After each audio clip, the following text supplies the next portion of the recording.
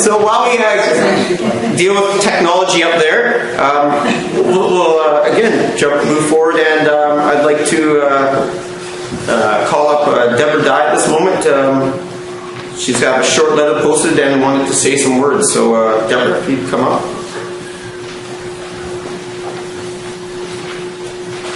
Thank you. This is my backup plan. Yvette was the ultimate teacher and friend. She once shared a fabulous book with me, which we now read with the kids every Christmas when we put up our tree. The book is titled The Giving Tree. The basic plot is about a boy and a tree, for those of you that don't know. The boy receives from the tree throughout his life. First leaves to make crowns for his head, later apples to eat and its branches to swing and play from, then to chop it down for a house, and later the trunk to build a boat to sail the world, and eventually a stump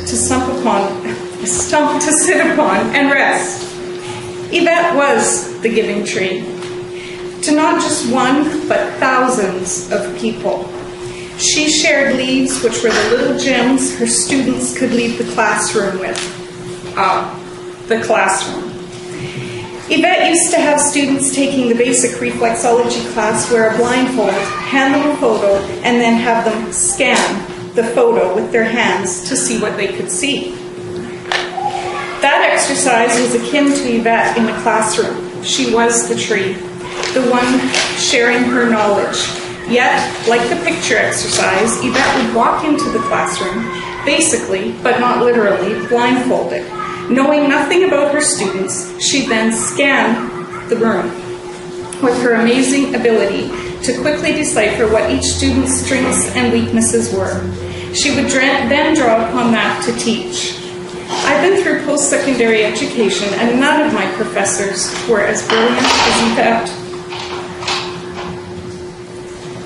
Her knowledge has and will continue to branch out for generations to come via her published books, charts, and teachings. Yvette was an amazing teacher, touching so many lives. The amount of time it would take for a seed to form into a tree is about the amount of time that a person could talk about Yvette's life's accomplishments. Yvette was a friend, the trunk of the tree, sharing a house to live in for Zachary and I with Chris, during which we confided in each other and walked through some memorable times, while walking with many of her menagerie of pets like Cooper, Corky, Sasha, and Seinfeld. Yvette once told me that although I was a very public person, I was so very private. That, too, was a reflection on herself. The private Yvette was also like the giving tree. She was always there, giving and sharing in the next segment of life, sharing with Zachary and I other great reads like Harold and the Purple Crayon. Yvette taught me how to use chopsticks and to first try sushi. She inspired me to make a Mad Hat, which is a brilliant parenting technique whereby you can put on the crazily decorated hat to signify Mama needs a timeout, a do not disturb sign, so to speak, until the hat is removed and Mama has calmed down. Yvette, the teacher friend, taught me to allow the kids to take mental health days from school, where, for instance, we took Zachary and skipped school to go to the Seattle Zoo for a day. Even while traveling in the Footmobile, or doing wellness shows, conventions, or recreating, Yvette was always sharing the finer things of life. To this extent, I, until recently, never understood her quest to find the perfect creme brulee. So many times Yvette would order it while we were out. She would then taste it and promptly summon the server to send it back while exclaiming, "This tastes like..." Upon ordering creme brulee in France and subsequently experiencing the real exquisite taste, I now carry on Yvette's quest to find good creme brulee in Canada. I sure hope that for their sake, the angels have perfected the recipe by now. Speaking of desserts, another one of Yvette's teachings: order desserts first. She said, "You are sitting waiting on the main course, so you should enjoy the wait, especially with kids."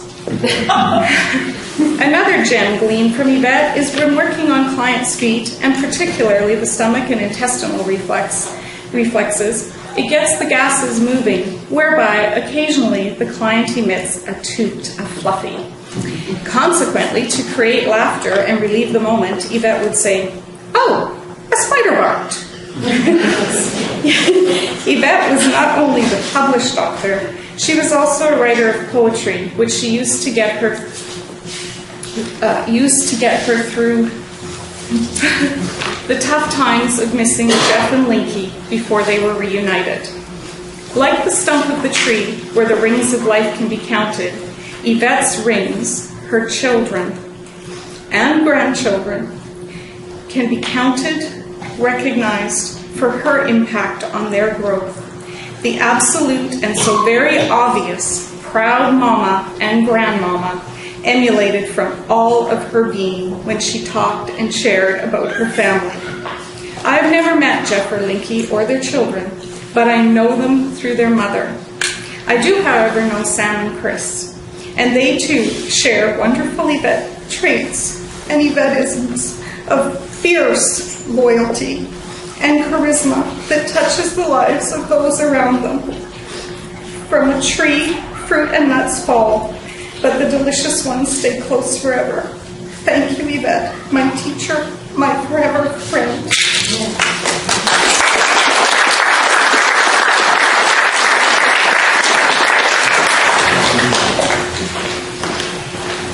Thanks, Deborah. That was very heartwarming.